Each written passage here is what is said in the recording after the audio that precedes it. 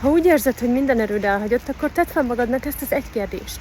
Mezei Bianca vagyok, holisztikus mentor és human design olvasó, és abban segítek, hogy felismerd azokat az adottságaidat, amelyek eddig rejtve maradtak előled.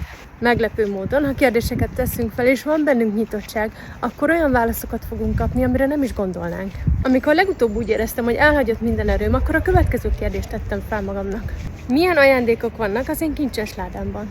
És itt egyértelműen a belső értékeimre és a tehetségeimre gondoltam. Tehát tedd fel magadnak a kérdést, hogy milyen ajándékok vannak az én kincses ládámban, és jegyzetel le a válaszokat. Milyen készségek, skillek, tulajdonságok jönnek fel, amelyeket eddig nem tartottál szem előtt, de ott vannak benned. Írd fel őket, hogy bármikor elővehesd a listát. Emberként gyakran beleesünk abba a hibába, hogy nem látjuk azokat az értékeinket, amelyek bennünk vannak. Azok a képességek, amelyek neked teljesen magától értetődőek, sokszor másoknak különlegesek. Ezzel a módszerrel viszont könnyen elő tudod csalogatni rejtett kincseidet.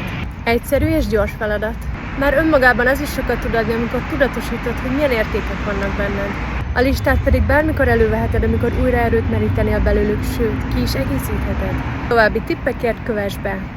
Ha pedig szeretnéd jobban megismerni a benned lévő adottságokat egy olyan rendszeren keresztül, amely a természetes működésedet mutatja meg, akkor várlak egy Human Design olvasatra. Részletek a bióban.